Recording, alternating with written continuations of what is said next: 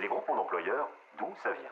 Il était une fois un cultivateur, une moissonneuse-batteuse, un autre cultivateur, une autre moissonneuse-batteuse, un autre cultivateur, une autre moissonneuse-batteuse, etc., etc. Un jour, ils décidèrent qu'ils pouvaient utiliser la même moissonneuse pour tous. Pas bête! Faut dire que la solidarité et le partage à la campagne, c'est de tradition. Donc, la moissonneuse, le lundi, elle ira chez Michel, le mardi, ce sera chez Roger, le mercredi et le jeudi chez Léon. 2 jours, parce que Léon, il possède la moitié du canton. Le vendredi, ce sera Thérèse et ses fils. Du coup, dans le canton, on s'est mis à tout mutualiser. Enfin, on se comprend. Le secrétariat, la gestion, l'entretien des machines, le curé... non, pas ça. En 1985, pour rendre le truc officiel, le Parlement vote une loi. Les groupements d'employeurs sont nés. Les groupements d'employeurs, à quoi ça sert? À côté de ça, la fille de Léon qui faisait du théâtre, les fils de Thérèse qui faisaient de la musique, et le fils de Roger qui faisait de la peinture... le fils à Roger... Bref, quand ils ont eu besoin de faire de l'administration, l'administrateur, ils l'ont mutualisé, pour l'avoir un peu chacun, en temps partagé.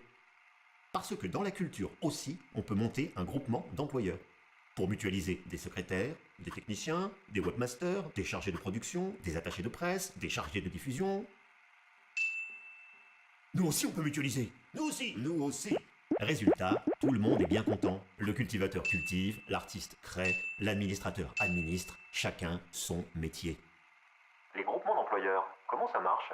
C'est pas compliqué. Des structures qui ont les mêmes besoins se réunissent pour créer un groupement. C'est une association de loi 1901 à but non lucratif.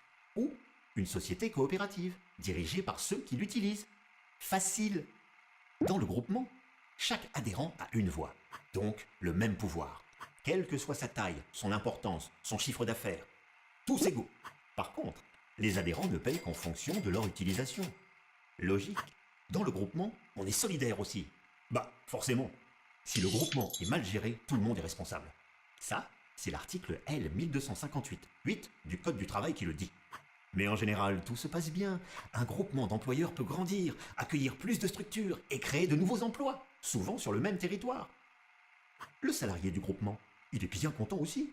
Il se spécialise, il se forme, il a un CDI, il a un emploi stable, et pas loin de chez lui. Les groupements d'employeurs, c'est l'avenir? Clairement. Mais c'est le présent aussi. Tout ce petit monde dynamise de manière non négligeable l'emploi et l'économie. Ah ouais, quand même. Les groupements d'employeurs, c'est surtout l'illustration d'une économie sociale et solidaire en progression, dans un système basé sur l'entraide et le partage où chacun peut se développer.